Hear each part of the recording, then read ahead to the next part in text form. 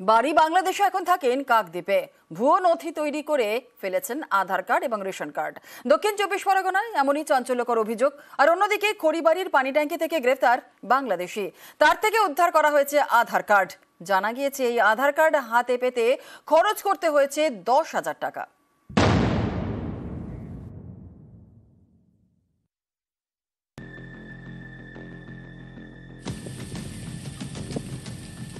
কেউ বাংলাদেশ থেকে এসেছেন 2 বছর আগে, কেউ 7 বছর আগে।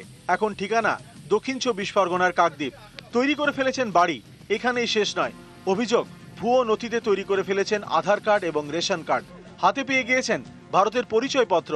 সে কথা স্বীকারও করে নিয়েছেন এক মহিলা। কতদিন আগে এসেছেন আপনি বাংলাদেশ থেকে? 2 বছর এসেছেন। জমি পার হয়ে? ওখানে কোনো গার্ড ছিল না? না। কাকে ধরে এলেন? দালা। এটা কি কার্ড আপনার হাতে? আধার কার্ড। আধার কার্ড। এখানে এসে 2 বছর হলো আধার কার্ড করে নিলেন? কিভাবে হলো এটা? আমার না বাবা কইছে। খালি হাতে এসেছিলেন? হ্যাঁ। তাহলে এই ডকুমেন্টটা কিভাবে হয়ে গেল? মানে সব কিছু এখানে কইছে। এটাও তো তাহলে টাকা পয়সার বিনিময়? হ্যাঁ। আরো অনেক আছে তো? হ্যাঁ, আরো সবাই আছে। সবাই এরকম ভাবে এসেছে? হ্যাঁ। 10 বছর আগে আমাদের 10টা বুথ ছিল, আর মেরে কেটে হয়তো 10,000 জনসংখ্যা হবে। এখন জনসংখ্যা হয়ে গেছে 20,000, মানে ভোটার 20 থেকে 22,000 হয়ে গেছে এই 10 বছরের মধ্যে। পুরো বাংলাদেশি ভোটার। 2 বছর কি 2 মাস এসে গেছে, আধার কার্ড হয়ে গেছে। দালালরা সব ফিট করে রাখতেছে। প্রথমে আধার করে নিচ্ছে, তারপর রেশন কার্ড করে নিচ্ছে, তারপরে ভোটার কার্ড করে নিচ্ছে।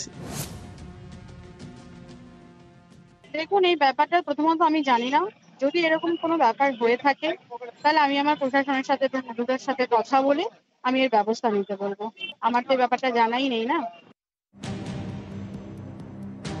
শিলিগুড়ির খড়িবাড়িতে ভারত নেপাল সীমান্ত। শনিবার এখান থেকে এসএসবির জালে এক বাংলাদেশি যুবক। জানা গিয়েছে ওই যুবক প্রথমে নিজেকে পশ্চিম মেদিনীপুরের বাসিন্দা বলে দাবি করেন, কিন্তু ব্যাগ তল্লাশির সময় উদ্ধার হয় বাংলাদেশের পরিচয়পত্র। তার নাম মোহাম্মদ মানিক, বাড়ি লালমনিরহাটে। তার কাছ থেকে উদ্ধার হয়েছে ভারতের আধার কার্ড, যেটা হাতে পেতে খরচ করতে হয়েছে 10,000 টাকা। জানা গিয়েছে কোচবিহারের চাংরাবান্ধা সীমান্ত দিয়ে ভারতে ঢোকে মানিক। দালালকে দিতে হয় 12,000 টাকা। সেখান থেকে বাসে করে পানি ট্যাঙ্কি নেপাল যাওয়ার ছক কষেছিল। তার আগেই গ্রেপ্তার। নিউজ 18 বাংলা।